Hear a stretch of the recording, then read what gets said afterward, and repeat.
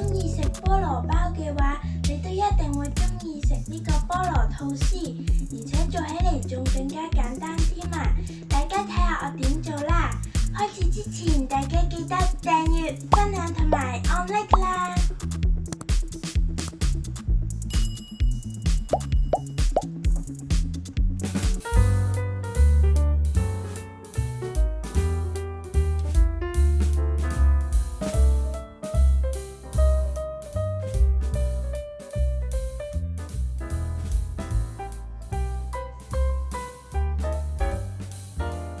首先將糖加入牛油裡面，撈埋一齊。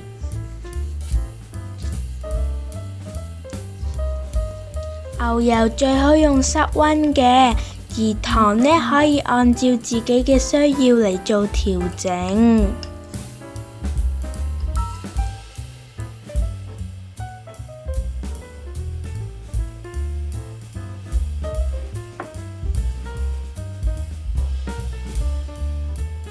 混合好之後呢，加入低筋麵粉，繼續攪啊攪啊攪。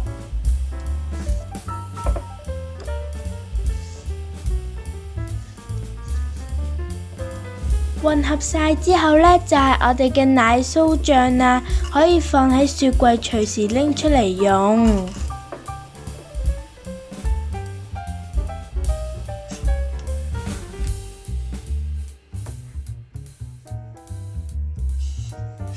慢慢將個醬搽喺個麵包上面。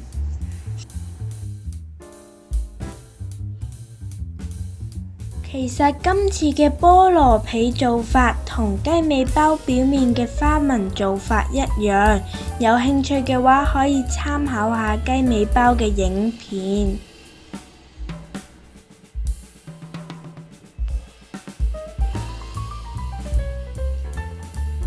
用刀背一下一下咁樣印上花紋。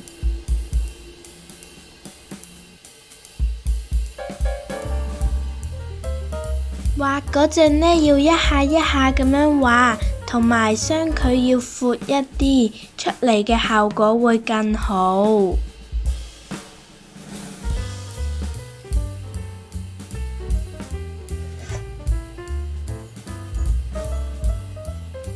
180度大概焗20分鐘左右，見到佢表面金黃色就可以出爐㗎啦。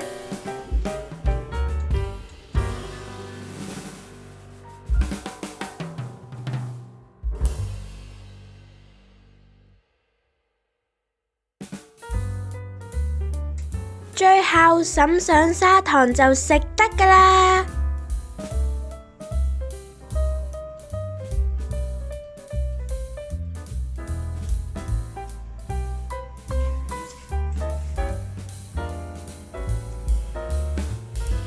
呢個菠蘿吐司同菠蘿包